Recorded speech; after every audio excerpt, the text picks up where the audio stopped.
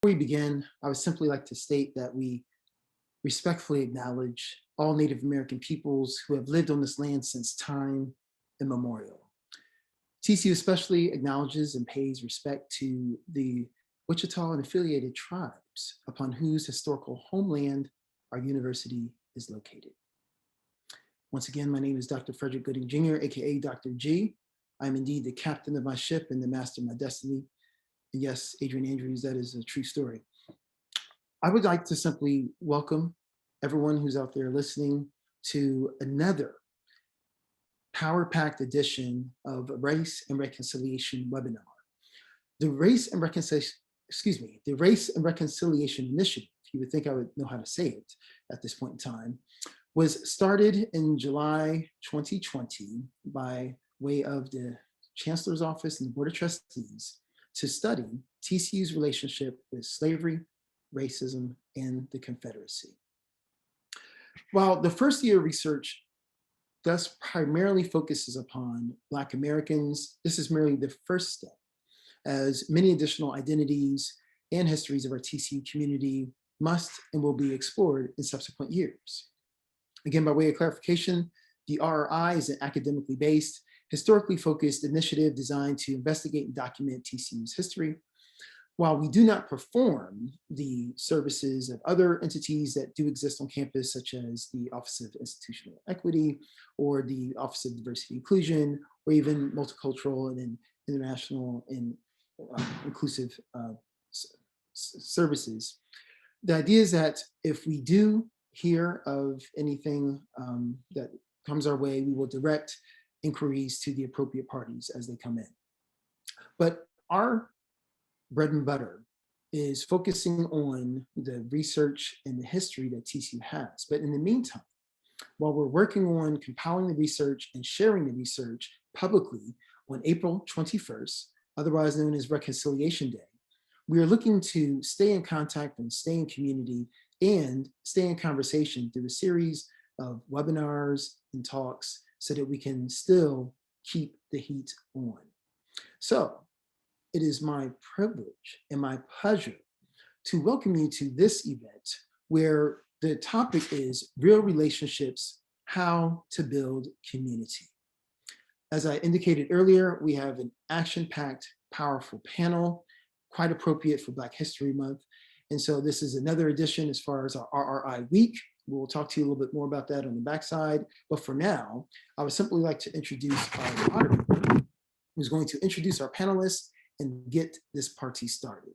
So without any further ado, I'd like to invite to the floor or to our virtual space, the Interim Assistant Vice Chancellor of Student Affairs, Dr. Trung. Thank you so much, Dr. G. This afternoon, it's my privilege to be a part of the Race and Reconciliation Initiative. And we are honored to have with us 4 campus leaders who have extensive work building community on and off campus. They're joining us today to share with us their perspective, experiences, and suggestions on building and maintaining true, authentic relationships with community members at the local, state, and national levels. At this time, I would like to invite our panelists to turn on their cameras and ask each of our panelists to introduce themselves and their roles at TCU.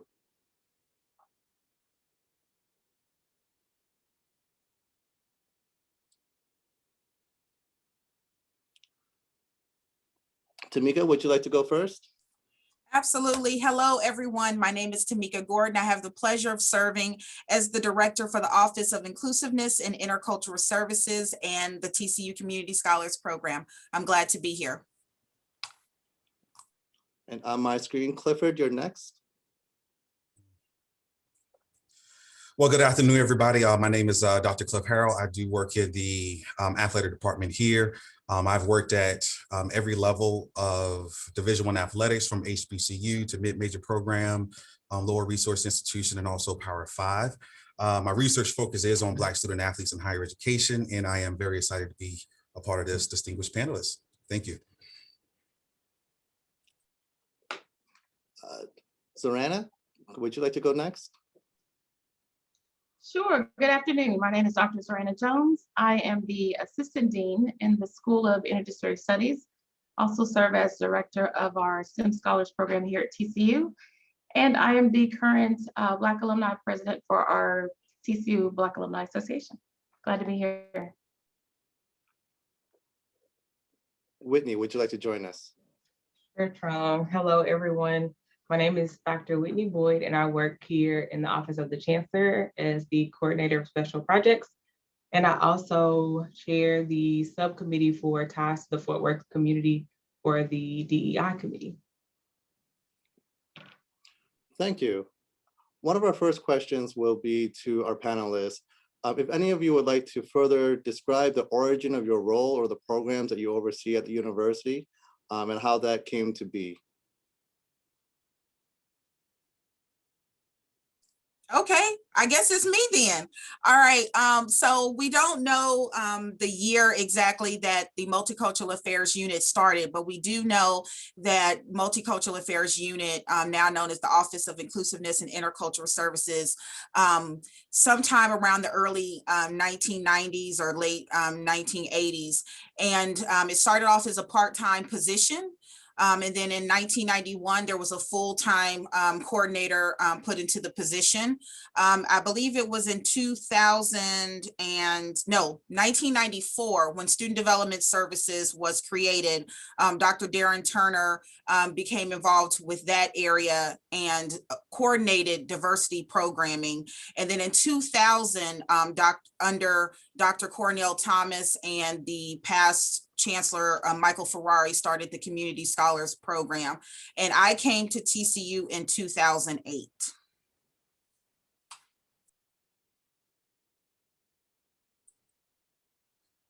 All right, well, I'm going to hop right in as well. So my title is the Assistant Athletic Director of Academics. And if you think about academics in the world of athletics, it was created in the early 90s when academic advisor became a part of athletics.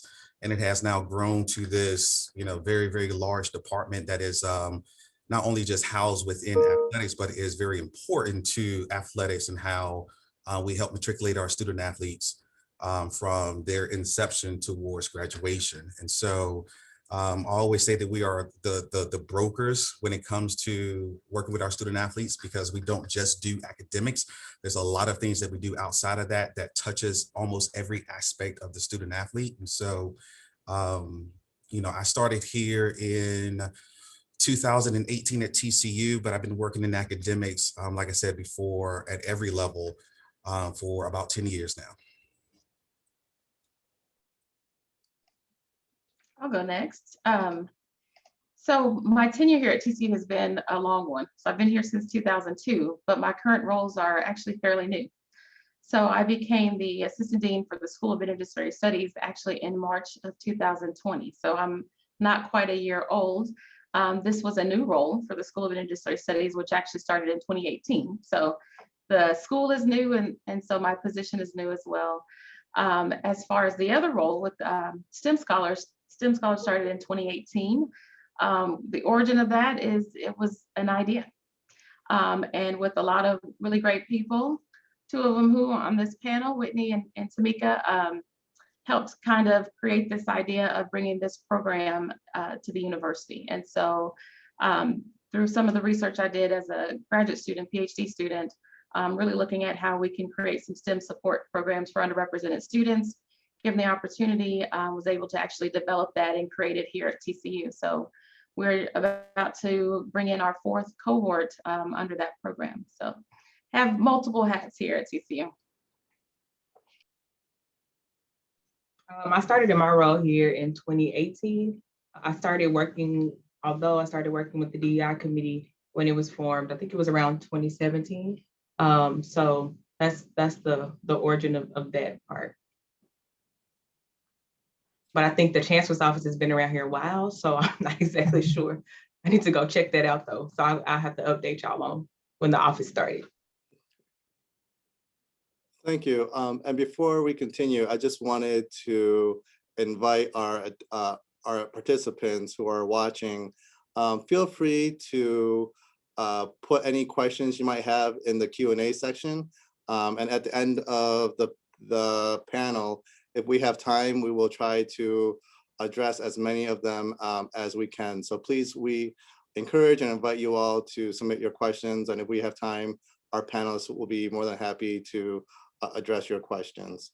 My next question for our panelists is, as you talk about your roles here on campus and its impact on our students and our community members, what are some of the current and long-term goals for the programs or the roles that you're associated with?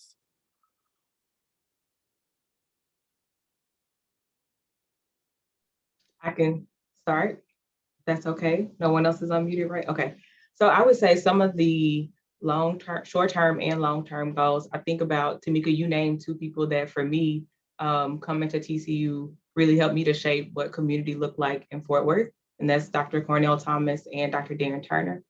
So watching and talking and having and building relationships with both of them helped me to understand the importance of building external relationships to TCU. So one of my hopes, and I know that the work that I mentioned earlier with the DEI committee, as far as the ties to the Fort Worth community, a lot of what we talk about is how do we build a place where we have a two-way exchange of a relationship, where we're learning from the community and we're also going into the community and essentially partnering with the community. I think that a lot of the work that I know people like Aaron Wilson, they do over in community engagement, that's essential to student success, but also how do we continue to build on that as a university and create long-lasting partnerships to where no matter what neighborhood, we can expand what our view of is community. I think when our committee started, we talked about how do we expand the view of community to include communities across Fort Worth and not just certain sectors of Fort Worth, and specifically in Black and Brown communities too. Okay, I'm going to go ahead and jump in here, and I'm going to apologize because I think I'm going to be long-winded on this one, but it's hard to talk about athletics without kind of talking about, athletics past, right? And so if we look at just our field right now and just the racial uprising, the racial reckoning that is happening, is very similar to what we've seen in the 1960s, right? When we had leaders such as a Jim Brown or a Muhammad Ali who was leading the way in those regards. And of course, there was other events that happened that kind of really helped push when we start talking about just integration of just higher education and how athletics really led that way. But, just off the top of my head, I was thinking about, the marathon woman, 1967, which was Kathy Switzer, which was issued an official number, and she ran at the Boston Marathon. And it was one of those famous pictures where she was getting pulled. They were trying to pull her off of the track because she was a female running in the Boston Marathon. And then after that, how women were able then to participate. And the Mexico City Games in 1968 with Tommy Smith and John Carlos, the Wyoming Black 14 in 1969, if I'm not mistaken, where there were 4 Black players that protested playing against BYU because of some of the racial restrictions they had as far as Black men holding priesthood. And it wasn't until Stanford said, well, we're not going to play you until you change those racial restrictions. And so, and just recognizing the past and just also looking at what just happened just last year with, again, the SEC and the NCAA saying that we will not have championship games in the state of Mississippi due to the Confederacy being part of their state flag. Or, even go a little bit further back, the Missouri football team in 2015 saying, hey, until these things change, we're not going to play. And then 3 days later, the chancellor was removed. And so, it's almost like we have to go back and kind of just look at, okay, what role did athletics play in a lot of the short-term goals that we had, and even some of the long-term goals that we have. And even as of today, and this is literally breaking news, just came through my phone earlier this morning, there's a bill that is being introduced, right? So hasn't been signed into law yet, but there's a bill that's being introduced that is called the Amateur Athletes Protection and Compensation Act of 2021, which is going to allow student athletes to have a bigger piece of the pie when you start talking about college athletics. And so, to talk about long-term goals, we don't know how our field particularly is going to look even as short as 3 years from now, because of some of the things that are happening and the push that we're now having from political leaders who are enacting bills, or at least pushing bills towards Capitol Hill to give student athletes a bigger part of the pie. So, you know, again, I know it's a long-winded way of saying it. I mean, short-term goals, I know athletics has played a huge role in that, but even long-term goals, we don't know what this is going to look like because there are so many things that are changing. And last year, we saw that with the racial uprising. We saw that with the racial reckoning. We saw that when NBA players said, we're going to boycott the playoff games because of what happened to Jacob Blake in, I believe it was Kenosha, Wisconsin. So a lot of this is still happening and is really changing our field, which I do believe is going to change the social field, the country as a whole. So a lot that's going to happen as far as long-term goals that I probably can't even predict as of today. I'm going to jump in here and answer the question also, Trung, in terms of what I see as my role and, you know, the area that I oversee here at TCU in terms of short and long-term goals. Short goals are, I really believe that it's time for TCU to have a campus-wide observance of MLK Day, and that we're not doing MLK events in silos or putting it on one office to do. The previous institution I was at, the university, as well as community organizations came together, and K through 12 grades, you know, and ISDs came together to do that. And I think if we take that step in the very near future to collaborate with community organizations around MLK Day, and we host events in the community and we host events here on campus, I think that will be building relationships. The other thing I would say is, again, being the director of the Office of Inclusiveness and Intercultural Services, I find myself over the last almost 13 years taking our students to leadership conferences around identity and culture and equity and inclusion at other campuses. Yet I would like for us in the long or short term to host those conferences here on our campus, where we bring about, you know, folks in the community and individuals at other institutions to TCU. The other thing I would say in building community is find a way to build, how can I say this, some campus-wide support to address current issues that are happening in our community and our nation. I think that when we sometimes fall silent to addressing what is happening in our country, in our own city, like a Tatiana Jefferson, that says something, that communicates a message, that is communicating a message. And we need to figure out a way to do that. And then because I have my brother here, Clifford, on as one of the panelists, I want to really build a relationship with athletics. It saddens me that there is not a relationship between TCU athletics and the Office of Inclusiveness and Intercultural Services, and that is beyond overdue. Oh, and I do concur with you with that. Not only is it long overdue, I'll just speak as the co-chair of the RRI, one of the sections that I'm co-chairing.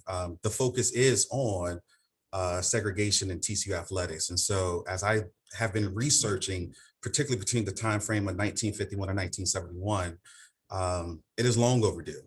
Some of the commentary that we had from Black student athletes during that time frame, I hear today with some of our current student athletes. So that lets you know that there has not been much movement when we're talking about our Black student athletes. And I keep saying student athletes, and again, I apologize, guys, I'm the athletic guy, but we're also one of the largest groups when you talk about Black students on campus are the athletes. So I do concur with that, and I really hope that it is something that we can work through here in the near future. I just want to do a quick add. I know we've got other questions to answer. One, I want to make the point that the future is uncertain, right? If nothing else, the pandemic has made that glaringly clear. But in all the hats that I wear, my goal, long-term goal, current goal, always the goal, is to improve the student experience here at TCU, both inside the classroom and outside the classroom. It's also to make sure that students are able to achieve the things that they came to this institution to do. So whether that's completing a degree, joining a club organization, whatever it is that they have asked to do or they've come here to do, it is always my goal to make sure that they achieve that and that they have this very positive student experience. Real quick, I'm an alum. And briefly, I was a student athlete. That was 1 year. It was too much. But I had a very different experience than a lot of my classmates, right? Part of that, though, was the mentorship that I received within my major. I had friends who did not have that experience when they were here. And when we graduated, their feelings towards TCU were very different from the feelings that I had about TCU. And so when I had the opportunity to come back to TCU, one of the things that drives me, and anybody who knows me, I'm all about advocating for students. I'm all about supporting students because I want them to have a better experience. TCU has a lot of potential here and we have a lot of resources here, but this needs to be something that everyone has an opportunity to partake in.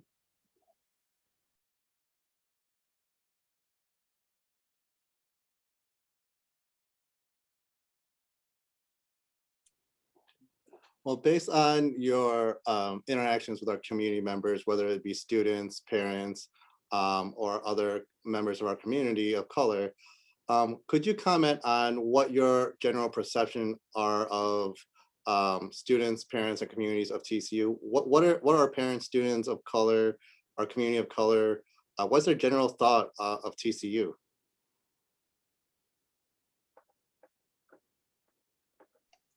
Let me go first on this one because I know where my panelists are going to go with this. So I'm going to go first. I think it's mixed. I think it's mixed depending on who you talk to, when you talk to them. When I'm talking to prospective students, many of them are very excited about coming to TCU, very excited about what it has to offer.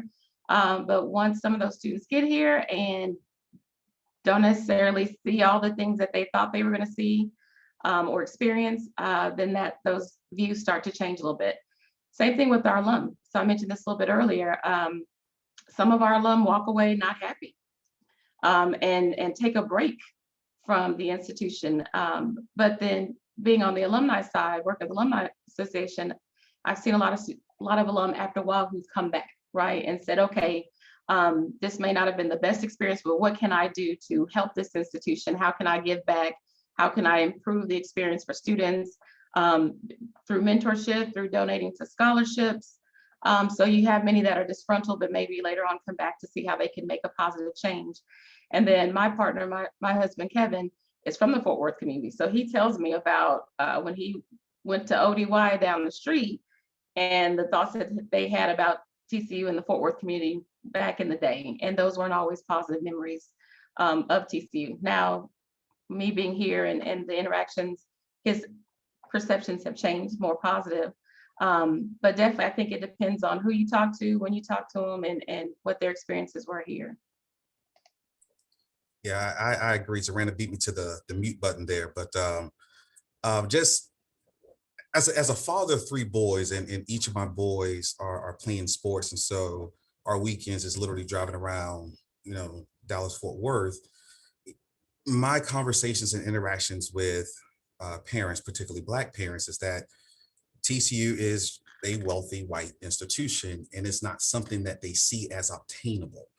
Obviously, I work in athletics, and I'm there for an athletic event, so there's a lot of discussion about, hey, I would love my son or daughter to play athletics there, but outside of that, many don't see that as a viable option. Not all, but as a viable option of, hey, I don't know if I see myself or see my children at a place like TCU because of their perception is a wealthy white institution. I would just add that I do agree with Zorana and Clifford on, I think I said, it fluctuates. It really just depends on what is happening at that time and who you ask. I think just because of my relationship with many community scholars and their families, it's the idea of, well, who are we at our core? We like to put on a beautiful window dressing on things, and but when certain things happen, it kind of goes back to when things are happening nationally and locally and we don't say anything, and I'm sure there's a lot of things involved in that I'm not aware of, but it makes families and our students and perhaps even our alumni really beg the question, who is TCU at its core? And I think we need to understand that and own that. And so, because everything can be moving around us, but if we stick to who we say we are and who we want to be, I think that's the question. Who does TCU want to be? And who we want to be, then we have to be in alignment with that 100% of the time, regardless of the storms that come raging through. We have to be consistent to the very core of who we say we are at TCU, because our families are holding us accountable. Our wonderful, amazing alumni are going to hold us accountable for that.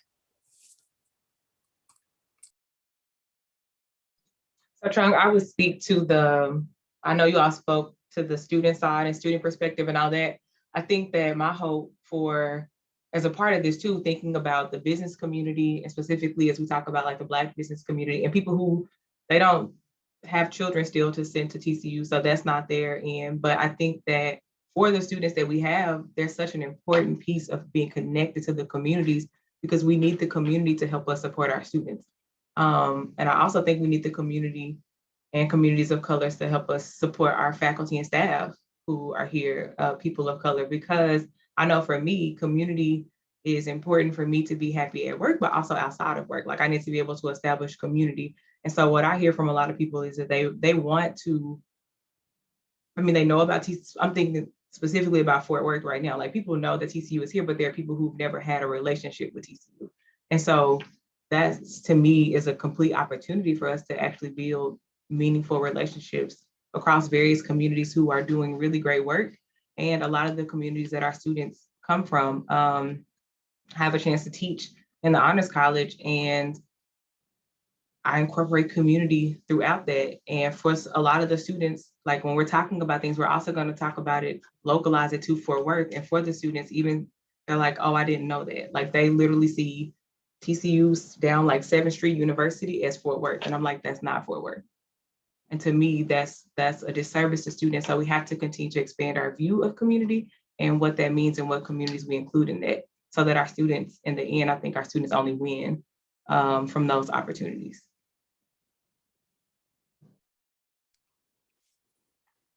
Thank you. One of our subcommittees of RI is a Good Neighbor Committee. And so we are exploring what TCU's roles are within the local community and how we are serving as good neighbors. So to that point, I wanted to ask our panelists, what are some ways that you believe TCU is serving as a good neighbor towards our communities of color in the local, state, and national level?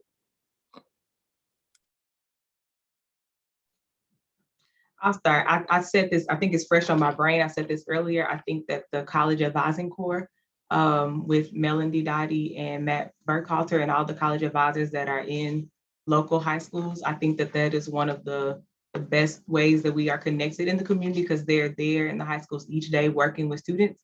So I think that that is a very strong effort of being a good neighbor. I hope that more of us internally too will get to know the people who are working in the College Advising Corps and understanding the work that they're doing out representing TCU each day in the community. We also are working on some other just community efforts and community partnerships. We have some, I'll say, even with the DEI committee, we try to split up some of the things that pertain to like the lead on goals. So even having a partnership with the Fort Worth Metropolitan Black Chamber, they have a leadership program called Path Forward. The last few years, we've been sending TCU employees, Black employees, through that program. I think that that is another effort for us to retain our Black employees, but also connect them with the broader Fort Worth community. Obviously, community scholars, STEM scholars, Chancellor scholars. I think that those are great, great, great efforts. But I know that other people want to share, so I'll go on mute.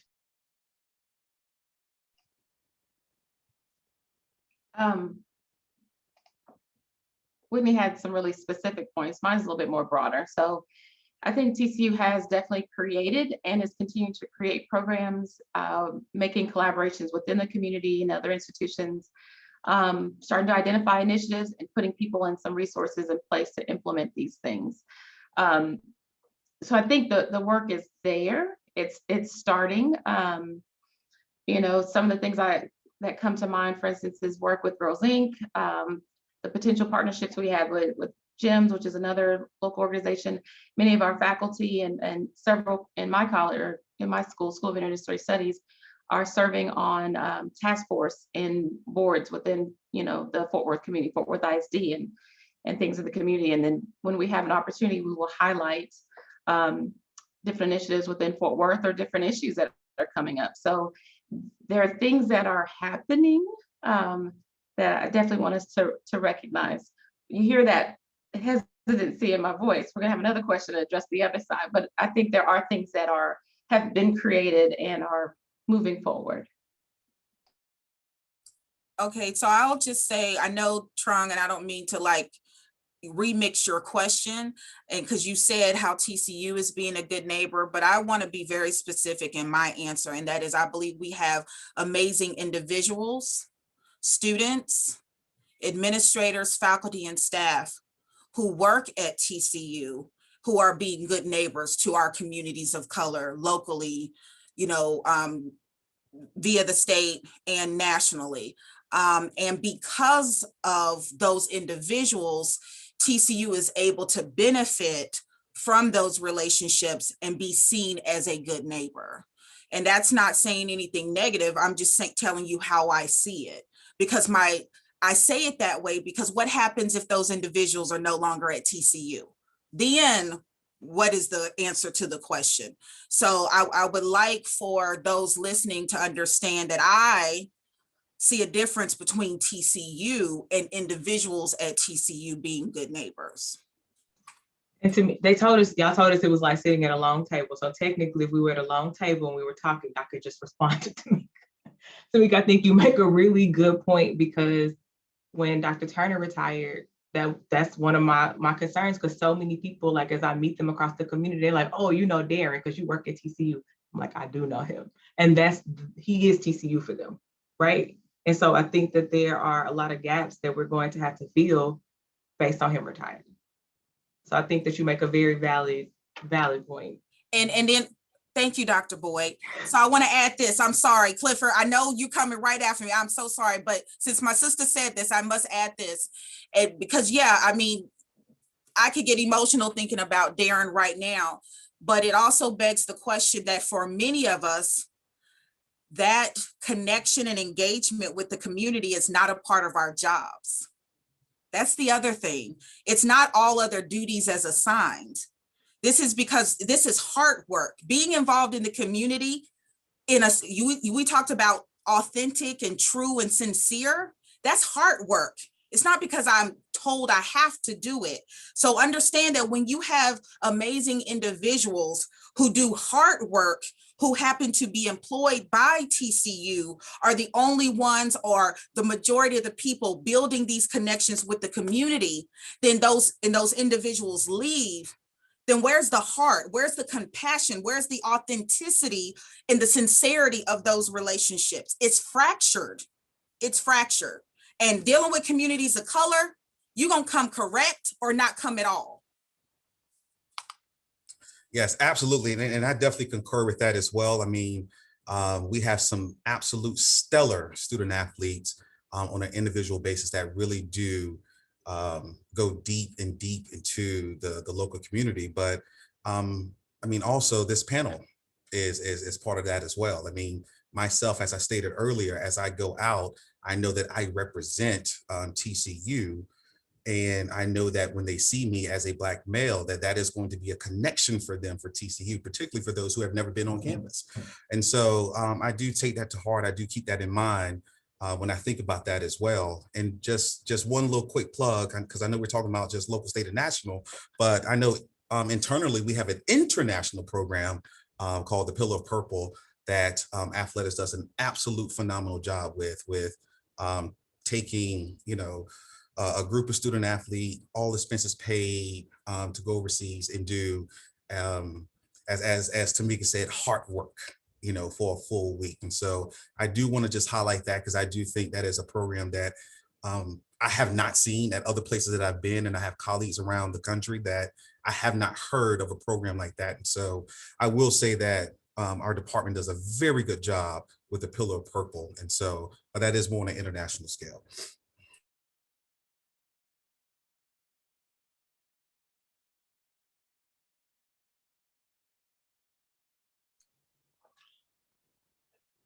Well, like Zorana mentioned earlier, of course, anytime we ask about what are the great things that we are doing, there's also the opportunity for growth. And so I would like to ask our panelists to think about and maybe provide concrete examples of how do you think TCU could be a better community builder with members of color at our local, state, and national level?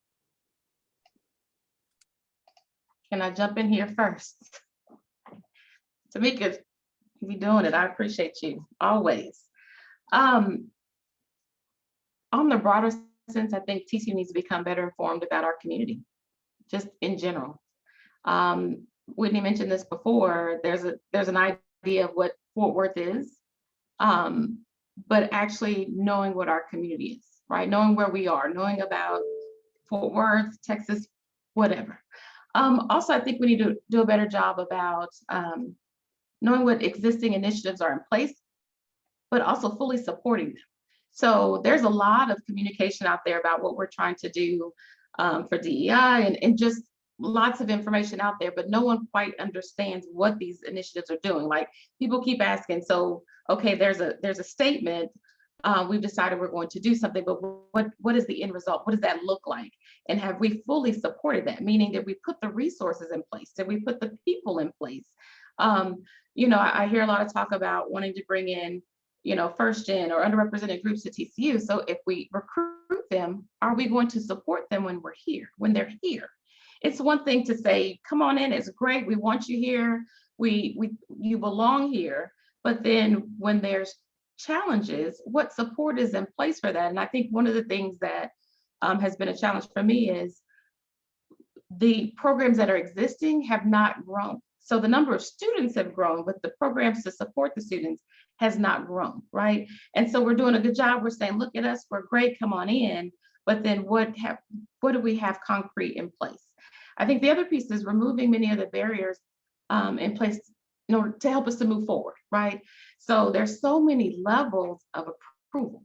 There's so many levels for budgets. There's so many levels. I just think there's lots and lots of barriers to move things forward. So for instance, right now, trying to work with a group right now that wants to do a grant with us. We're trying desperately to get however many people in the room just to have the conversation. Everyone that looks at the information knows this is a good thing that we should support.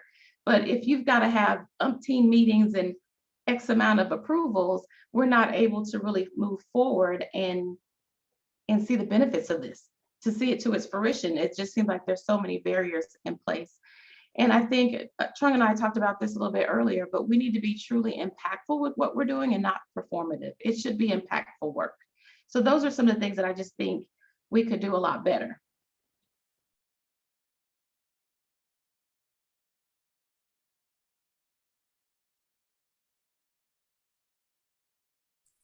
Okay, see, y'all didn't go fast. Oh, Whitney, go ahead, sister. Go ahead. No. Okay, so I will say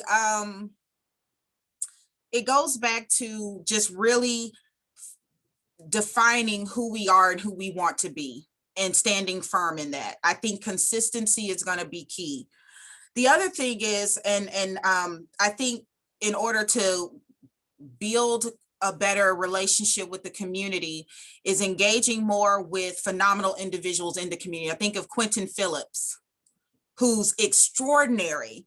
And I know that he is teaching a course here at our campus, but there are so many other extraordinary community leaders that we should find a way to provide opportunities for them to engage with us on this campus, because they are our storytellers.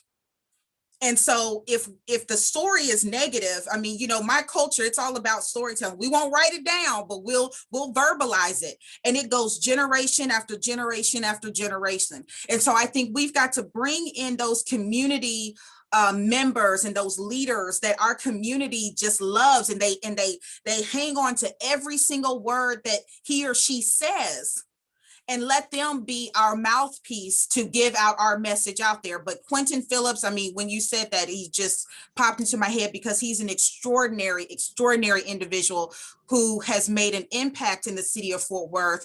And I know he's going to do great things in the future. That's not an endorsement. I'm just saying that he's an amazing individual, and I'm glad he's at TCU. But there are more Quentin Phillips. Hugh Phillips for president is all I want to say. But if he did run, I would vote for him. But sincerely, I think that one of the ways that I hope is that we show up. I think that showing up in the community in a way that counts is what I've heard from community partners, that they want to see us there. They want to see us showing that we care. There'll be people who reach out, you know, because they either have I don't know, their church youth group wants to come to, you know, so like showing up in a way where if it's them wanting to come here or wanting us to come there, like, and doing that. Something else that I know our committee has talked a lot about is that it's hard to figure out where it's happening. It's happening in different pockets across campus, but it's not like a systemic way of looking at it, or systematic way of looking at it, so where we just know what's happening in colleges, because we actually tried to do an inventory to see what's happening where. So I think that that's something else that I think that could help us if we really knew what was happening. Again, I mentioned Aaron Wilson in their office earlier. I think they're doing great things with students and getting students engaged. But I think on the other side, I've heard from students who are from our various communities in Fort Worth, and specifically Black communities in Fort Worth, they've heard their communities misrepresented in the classroom. And to me, that breaks my heart, because I'm not from Fort Worth, but I've spent a lot of time in different communities, and these are amazing communities. But when you're in the classroom and you're hearing someone misrepresent your community, and you don't really know what to do, because there's a power dynamic, because you also have a grade in that class and you want to say something, but you don't know how. So I would encourage anyone who is standing before our students and teaching, if you're going to talk about the communities, know the stories, know the real stories, and know the true stories, and tell that true story, because it's more damage in the end when our students have to sit in the classroom and hear damaging things about their community. So later, when I say I'm from X community, someone else is thinking, oh, I talked about the crime statistics in your community. And that's the limited amount of knowledge that they have. I know in my class, like, we try to partner with communities to bring different community groups into the classroom for our students to know about them. So I use the classroom as an opportunity to do community-based projects, where they're working alongside with community partners who are already out. The Quentin Phillips, we did community frontlines. We did the Black Chamber, Hispanic Chamber. I think there's opportunity, but it does take effort on the end of the faculty member teaching the class to build those relationships. And I also say with that, you have to build the relationship first before you come in and decide that you know what they need. Mr. Eddie Griffin in Morningside taught me that early on, because I have a big heart, and I thought that he was like, who are you? And I was like, you're right, let's talk first. Slow down, let's talk, right? So I had to back up a lot and try to actually show up and build relationships first before I work to contribute. I had to stop and learn first about the community. Right. So I'm gonna hop in, because I know we're getting close to our time here, but I do concur with everything that the panelist said, but I also think that the RRI is a great start to that as well, because we do have to reconcile our past in order for us to be able to move forward. So I do think what we're doing with RRI and RRI Week to bring forth recognition is also great. But I also would like to, add to what we're currently doing with DEI and also our CREST department to maybe have something very similar to like a Race and Equity Institute, like Dr. Sean Harper has at the University of Southern Cal, or Dr. Richard Lapchick at the University of Central Florida, even down the street with Dr. Leonard Moore at Texas, who has like the Black Student Athlete Summit and things like that. And so I do think that more research is warranted for us to be able to move forward correctly and efficiently. But I do have to recognize that we do need to go back and look at, TCU's role since its existence and what it's had with, certain color barriers and things like that as well. So, yeah. Thank you. We're going to now transition to questions that we received from our audience member. And so I'll ask this, and if anyone wants to take it, feel free to take it. If multiple people want to take it, feel free to. One of the first questions from our audience is, could the panelists provide insight as to why building relationships and establishing a sense of belonging is essential for student success in a predominantly white space?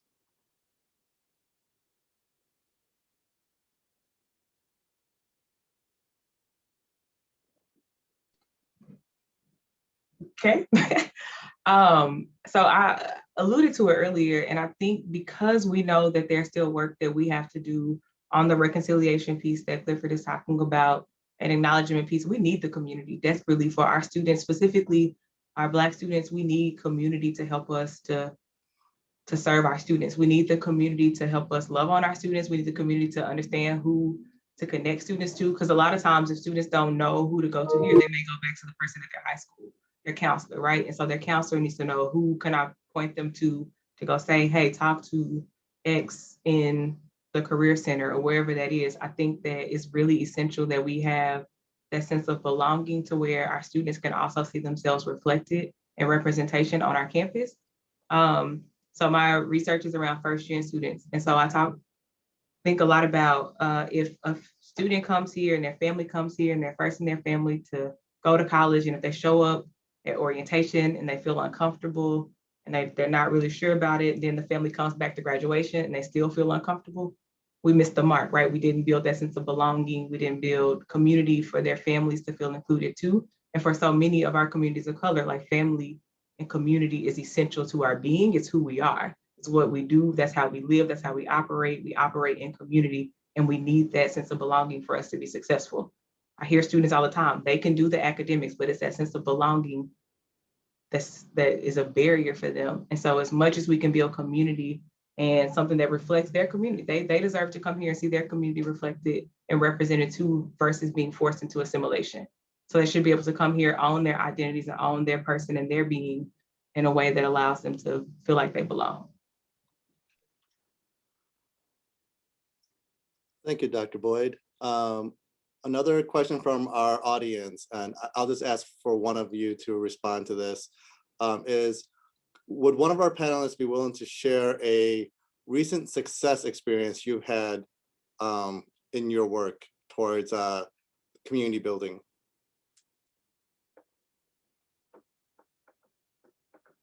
Yeah, so our relationship, the Community Scholars Program relationship with New Mount Rose Missionary Baptist Church, that is, Reverend Kiev Tatum reached out to me several years ago. And so our relationship has been for a number of years. But when the pandemic hit, we know disproportionately communities of color have suffered greatly.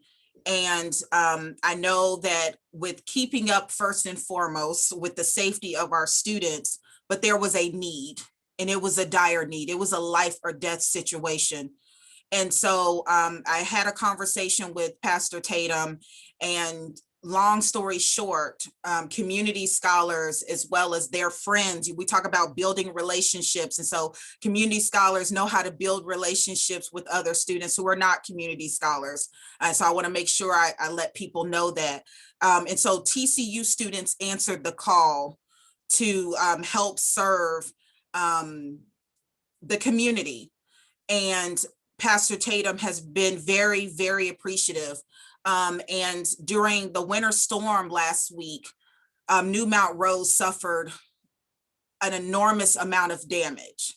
Ceilings caved in, water damage, and community scholars safely, and I didn't know this until I saw the pictures later, so I'm just making sure y'all know that, but Pastor Tatum sent me some pictures of a group of about 10 students who had braved the weather to get down to Mississippi Avenue. We're talking about less than 7 minutes from our campus. And they helped pull the rest of the dilapidated, ceiling down. They shoveled snow. They were, using the dry vac to get the water up. That's what our students did when no one was watching. It was not performative. There were no cameras, none of that. They answered the call. And I am so proud of those groups for those students to do that. That's building community. That's hard work right there. So that is something, it's not about me. It's never been about Tamika Gordon. It's always been about the students for me. So for whoever asked that question, I appreciate it, but I want to highlight the students in that instance.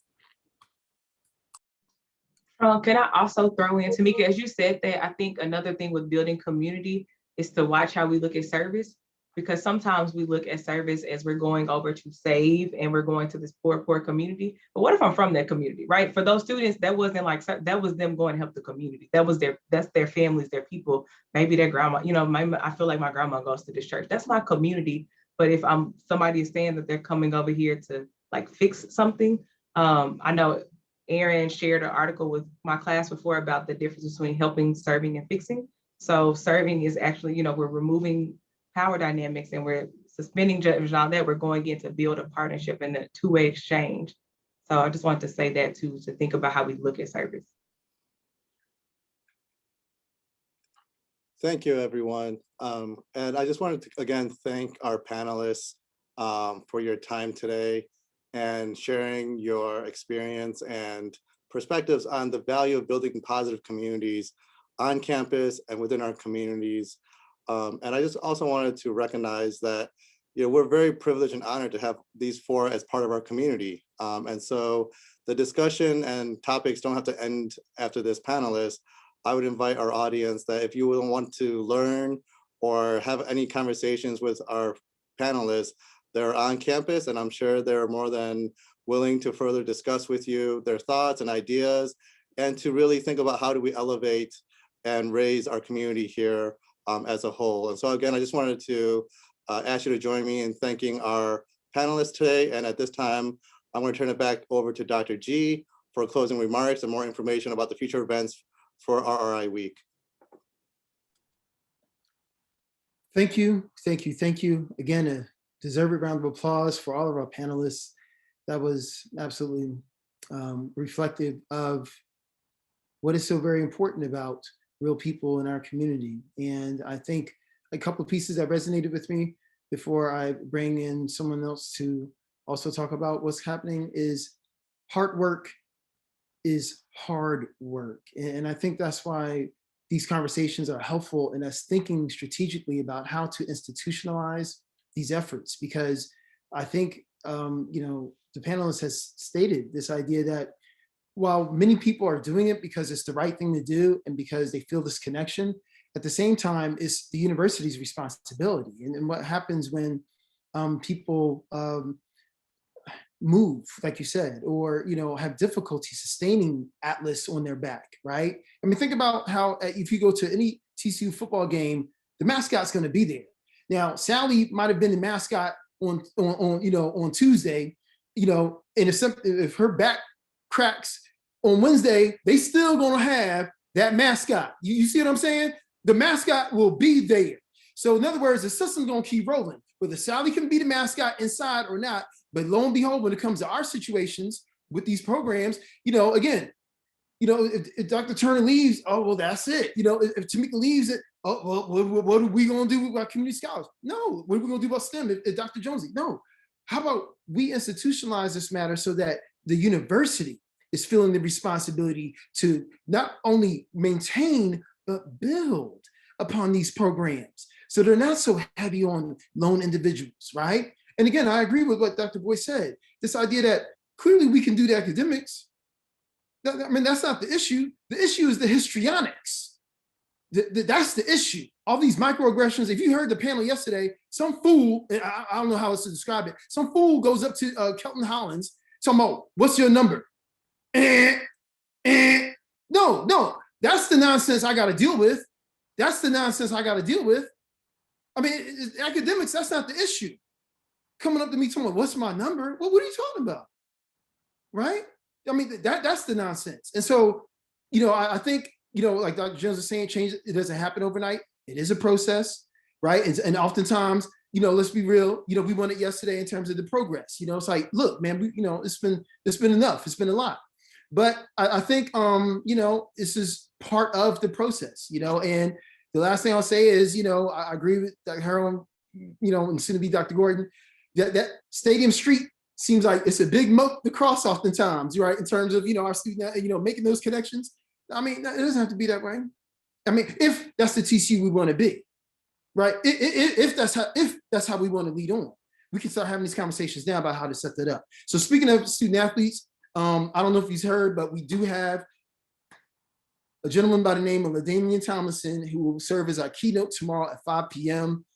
Be there or be square, because these are rectangle in Zoom. So I had to do the square for y'all. You know what I'm saying? Be there, be square. You don't want to miss out. And just to close this out, I would just like to bring on the smoothest brother in this side of Mississippi. That would be the mellifluous Marcellus El Maestro Perkins, our graduate research assistant. Mr. Perkins, will you just send this out, my brother?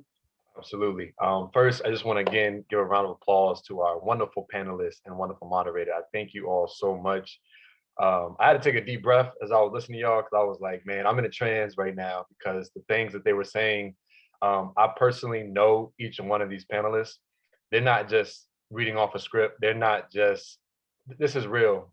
Since I've met them last year, I've been able to establish personal relationships. When I see them, they smile, they know my name, they say hello. This work isn't something that is easy, but they show up each and every day, each and every event. Despite what may go on, they stand strong. So I just want to just acknowledge you all, just quickly, just acknowledge y'all to say that I, as a grad student who didn't do undergrad at TCU, came from the other side of the world to come down here. I didn't know anybody, that y'all made a difference in my life and my time being here at TCU. So I appreciate y'all. Moving forward, I just want to say again, echoing Dr. G's words, we have L freaking T coming tomorrow, as Dr. G likes to say, as our keynote to wrap up RI week. Additionally, we have our podcast, which I will be putting in the group chat, called Reconcile This. This podcast is a way for us to highlight those individuals who are in the community, in the TCU community, doing the work of healing and reconciliation. Dr. G and I serve as co-hosts. We engage in one-to-one intimate conversation on what it is that they do in their individual fields. So with that being said, we hope that you check out our podcast, like and subscribe. It's on Apple, Google, and all other streaming services. And I'll pitch it back to Dr. G to officially close us out. All right, so listen, we're very appreciative of you spending the time with us, as we're building something. We're building something here. And, it's a process in order for us to engage in progress. But again, we want it to be a we thing. And that's what community is about. So the more people that we have in this, the more of a we that we really are. And in conclusion, I cannot promise what will happen as a result of this Race and Reconciliation Initiative, but I do pledge to you that we are doing the best we can with what we have. Until next time, thank you.